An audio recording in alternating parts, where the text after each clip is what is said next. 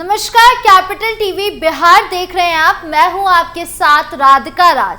आज इस special story में बात होगी बिहार की सियासत को लेकर, क्योंकि चुनाव करीब है और चुनाव को देखते हुए बिहार की सियासत गर्मा गई है। तो क्या कुछ चल रहा है बिहार में, बताएंगे आपको विस्तार से।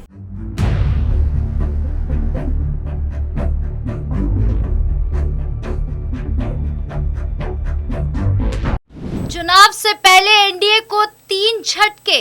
बिहार विधानसभा चुनाव 2025 जैसे जैसे करीब आ रहा है, गठबंधन की राजनीति में दरार दिखने लगी है। इंडिया गठबंधन की तो बात ही नहीं रह गई। उनके नेताओं ने ही कह डाला है कि इंडिया गठबंधन लोकसभा चुनाव तक के लिए बना था, अब सब खत्म। दूसरी ओर एनडीए गठबंधन के भीतर भी सब कुछ सहज नहीं है। अपने अपने रणनीति के अनुसार प्रदर्शन तो कर ही रहे हैं। इसके अलावा 3 फैक्टर ऐसे हैं जो एनडीए के लिए परेशानी का कारण बन सकते हैं। जानते हैं ये 3 फैक्टर कौन कौन से हैं।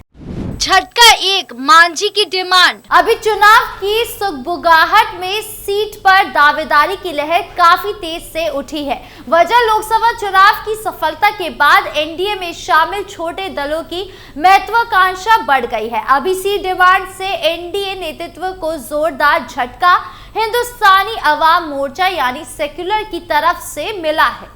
तो डिमांड के पीछे की वजह। पहला झटका केंद्रीय मंत्री और हम के संरक्षक जीतन राम मांझी ने दिया। केंद्रीय मंत्री जीतन राम मांझी ने जो बातें की वो एनडीए नेतृत्व को झकझोरने वाली थी। मांझी ने साफ कहा कि वैसे तो पार्टी के भीतर चर्चा 40 विधानसभा सीटों पर चुनाव लड़ने को लेकर हुई, पर हम का जो चुनावी प्रदर्शन रहा और पार्टी की जो ताकत वो बैंड के सहारे है, उसके अनुसार कम से कम 20 सीटें तो मिलनी ही चाहिए। लोकसभा चुनाव में हम का स्ट्राइक रेट 100% रहा। ये वो तब कह रहे हैं जब साल 2020 के विधानसभा चुनाव में जीतन राम मांझी की पार्टी को 7 सीटें मिली थी, जिसमें 4 पर जीत मिली थी। दबाव की राजनीति की शुरुआत। जाहिर है कि विधानसभा में बेहतर स्थान के लिए और बीजेपी पर सीटों का दबाव बनाने के लिए विधायकों की संख्या भी जरूरी है। इसके लिए मांझी अपना अमोघ अस्त्र दागने की फिराक में है। हम के सूत्रों के अनुसार पटना के गांधी मैदान में हम का शक्ति प्रदर्शन होने वाला है। मांझी ने इसके लिए अभी से तैयारी शुरू कर दी है। कार्यक्रम यह है कि गांधी मैदान को 3 लाख कार्यकर्ताओं के जरिए पाट दिया जाए, फिर डिमांड की जाए। झटका 2, चिराग की टेढ़ी चाल। डिमांड को लेकर जो लोजपा की ओर से पहले भी बात कही थी कि लोजपा यानी आर बिहार विधानसभा चुनाव में 70 सीटों पर चुनाव लड़ेगी, पर अभी जिससे एनडीए नेतृत्व को सबसे ज्यादा खतरा है वो है केंद्रीय मंत्री चिराग पासवान की टेढ़ी चाल। चिराग पासवान ने सब कुछ जानते हुए कुख्यात रईस ब्रदर को पार्टी की सदस्यता दे दी। जानकारों का कहना है कि उनका ये कदम एनडीए की छवि को डैमेज कर गया। जेडीयू के रणनीतिकारों को ये बात तब और बुरी लगी जब उन्हें मालूम हुआ कि चिराग पासवान ने उस रईस खान ब्रदर्स को पार्टी में शामिल कराया जिसे नीतीश कुमार ने जेडीयू में नहीं आने दिया था।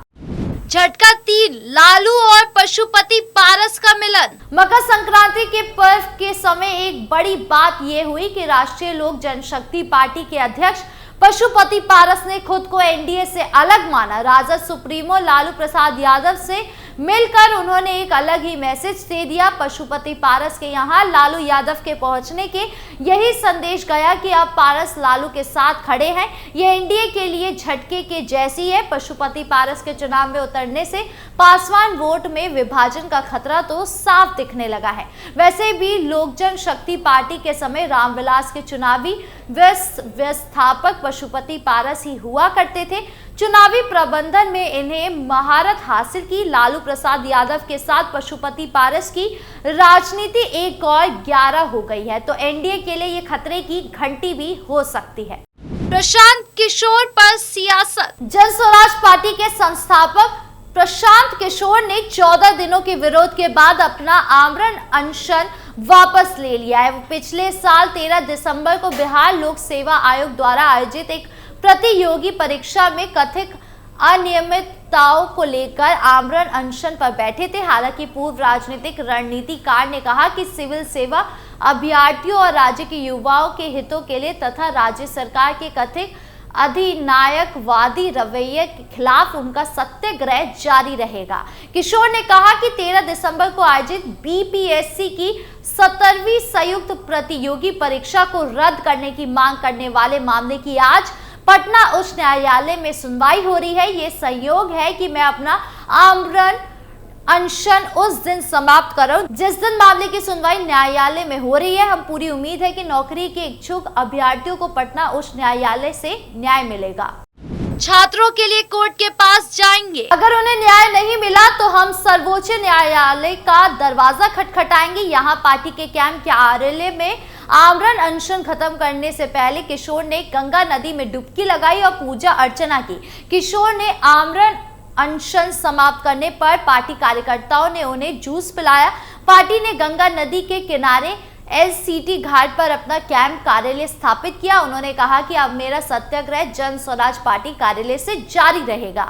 हम इसे बिहार सत्याग्रह आश्रम कहते हैं। हम 11 मार्च तक इस आश्रम में कम से कम 1 लाख छात्रों को प्रशिक्षित करेंगे। उन्होंने कहा कि मैं प्रशिक्षित छात्र समाज के सामाजिक रूप से कमजोर वर्गों और युवाओं के साथ हो रहे कथित अन्याय के खिलाफ लोगों में जागरूकता फैलाऊंगा। उन्होंने कहा मैं बिहार के प्रदर्शनकारी छात्रों पर लाठीचार्ज और पुलिस कार्यवाही की निंदा करता हूं। जन स्वराज पार्टी अगले 2 दिनों में उन नौकरशाहों के खिलाफ आपराधिक रिट याचिका दायर करेगी जो नौकरी चाहने वालों के खिलाफ पुलिस कार्यवाही के पीछे शामिल है। हम अधिकारियों के खिलाफ मानवाधिकार आयोग भी जाएंगे। बिहार पॉलिटिक्स की चली हवा। बिहार में इन दिनों पोस्टर पॉलिटिक्स जोरों पर है। बीजेपी के लिए एक बार फिर पोस्टर लगाकर प्रशांत किशोर पर बड़ा हमला बोला गया है। बीजेपी ने अब प्रशांत किशोर को भी पप्पू बता दिया है। पटना में शुक्रवार को लगाए गए पोस्टर में पीके की गंगा में डुबकी लगाते हुए तस्वीर बनी हुई है जिसमें लिखा है नकली पंडित, साथ ही लिखा है विश्वास नहीं होता कोई इतना खुद को कैसे गिरा सकता है। पोस्टर में बीजेपी के तमाम प्रमुख नेताओं की भी तस्वीरें। पोस्टर में ये भी लिखा है कि एक ब्राह्मण जनेऊ ना पहन गंगा स्नान कर राजनीति के चक्कर में मिटा लिया अपने वजूद को। फ्रॉड किशोर है प्रदूषित, गंगा मैया को किया दूषित। दरअसल बीजेपी नेता कृष्ण सिंह कल्लू ने बीजेपी दफ्तर के आगे पोस्टर लगाया। उसमें बीजेपी के तमाम प्रमुख नेताओं की भी तस्वीरें हैं।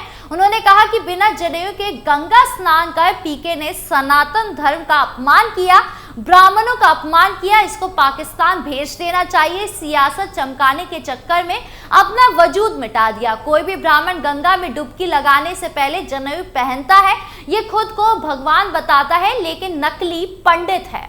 पूर्व सांसद मंगनी लाल मंडल आरजेडी में शामिल। मुख्यमंत्री नीतीश कुमार की पार्टी जेडीयू को बड़ा झटका लगा है। पार्टी के राष्ट्रीय उपाध्यक्ष रहे और पूर्व सांसद मंगनी लाल मंडल आरजेडी में शामिल हो गए। आरजेडी से ही वो जेडीयू में गए थे, अब घर वापसी हो गई है। मंगनी लाल मंडल अति पिछड़ों के बड़े नेता है। इसी साल विधानसभा चुनाव है और अब सियासी बयानबाजी शुरू हो गई है कि क्या आरजेडी की ओर से चुनाव में खेल करने की तैयारी है। प्रदेश कार्यालय में तेजस्वी यादव ने पार्टी की सदस्यता दिलाई। इस मौके पर मंगनी लाल मंडल ने कहा कि मैं अपने पुराने घर लौट आया हूं। लालू यादव हमारे नेता है, हमारे पुराने सहयोगी हैं। लालू ने अपने कार्यकाल में सामाजिक न्याय को शक्ति प्रदान की। मैं 5 साल जेडीयू में था, राष्ट्रीय उपाध्यक्ष बनाया गया लेकिन मुझसे काम नहीं लिया गया।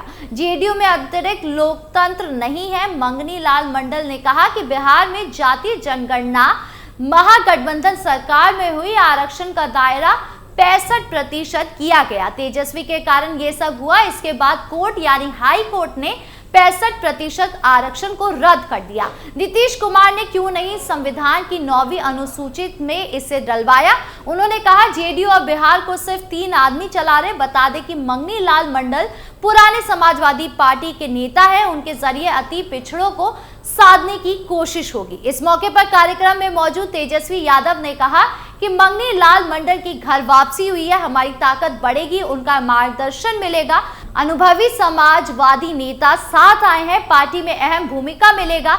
सब साथ मिलकर बीजेपी के खिलाफ लड़ेंगे, देश को सच्ची स्वतंत्रता राम मंदिर प्राण प्रतिष्ठा के बाद मिली। मोहन भागवत के इस बयान पर तेजस्वी यादव ने कहा कि देश की आजादी में इन लोगों का कोई योगदान नहीं, समाज को बांटना चाहते हैं। तेजस्वी यादव के बयान में कितनी सच्चाई है, आपको क्या लगता है, कमेंट बॉक्स में जरूर बताएं। वीडियो अच्छी लगी हो तो लाइक शेयर करें और चैनल को सब्सक्राइब करना ना भूलें। नमस्कार।